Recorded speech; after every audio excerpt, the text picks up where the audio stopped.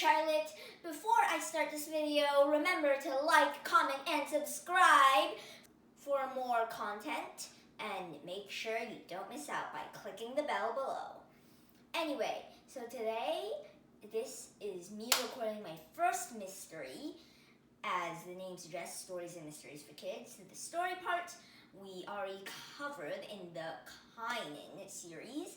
If you haven't watched them, you totally should after this video. And this is my first mystery where I tell a real life mystery.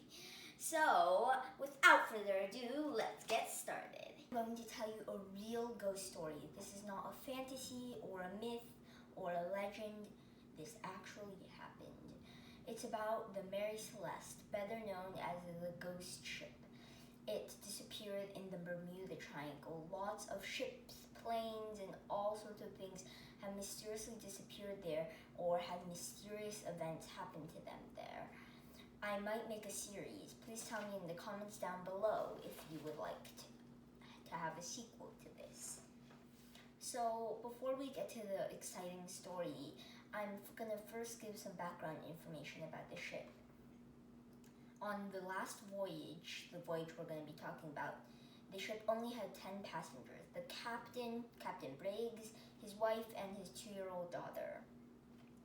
They had to sail from New York to Genoa, Italy, and ship 1,600 barrels of undrinkable red wine to Genoa, Italy. But the crew mysteriously disappeared on November 24th, 1861. The ship was in good condition and it was not about to sink.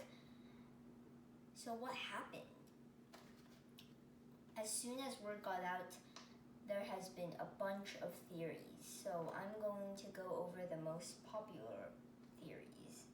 The first theory was the captain was thinking the ship was going to sink and he abandoned ship.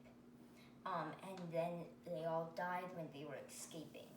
The proof is that there were 2 pipes that they used to get water out of the ship just on the deck where they would leave it if they had to leave in an emergency. And they were on the deck. The other was disassembled the part and they would do it if the things were malfunctioning. And he probably thought the ship was going to sink and then he couldn't rescue the ship and had to evacuate. The anti-evidence was that they left a lot of personal belongings on the ship. They even left their child's cereal, which of course went moldy, on the ship. They also left clocks and watches and coats.